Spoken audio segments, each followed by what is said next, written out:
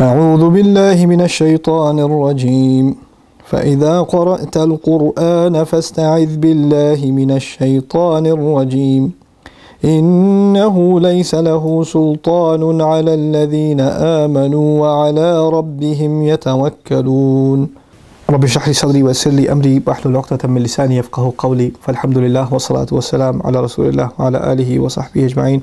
Assalamu alaikum. Quran Weekly. We are now on the 14th juz and I'm reading to you from Surah Al-Nahl, the 16th surah, and this is the 98th ayah of the surah, in which Allah says فَإِذَا قَرَأْتَ الْقُرْآنِ, that whenever you recite the Quran, look at فَإِذَا قَرَأْتَ, not فَإِن قَرَأْتَ, not if you recite the Quran, when you recite the Quran.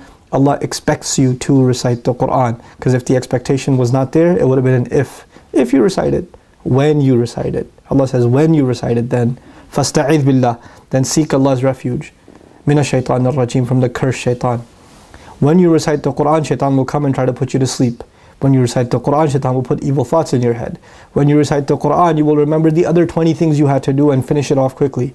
This is going to happen when you're praying. This is going to happen when you're just sitting there reciting Quran, when you're trying to memorize, when you're just in the plane and you got time and you just pull out the Mus'haf and start reading.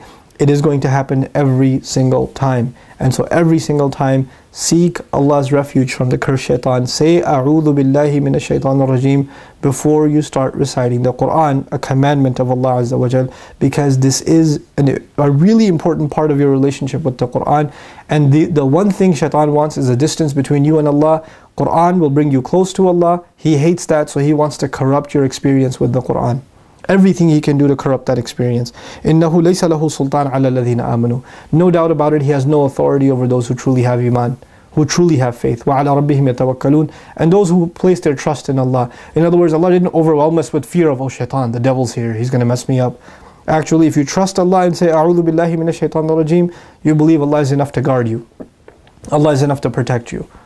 So when you recite Quran, make sure that you seek Allah's refuge. Also, this isti'adha is not just because He will distract you or not let you, finish your recitation or make you lazy. It's also because He'll make you misunderstand, misinterpret.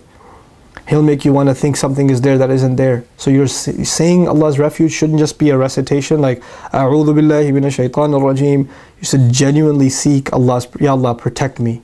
I'm about to go enter into your book. I'm about to engage your book. I genuinely need your protection from the cursed shaitan who can take guidance and turn it into misguidance for me if I'm not careful. May Allah protect all of us and our recitation of the noble Quran, and may Allah keep shaitan away from our recitation of the Quran. Barakallahu li wa lakum. Wassalamu alaikum. Quran Weekly.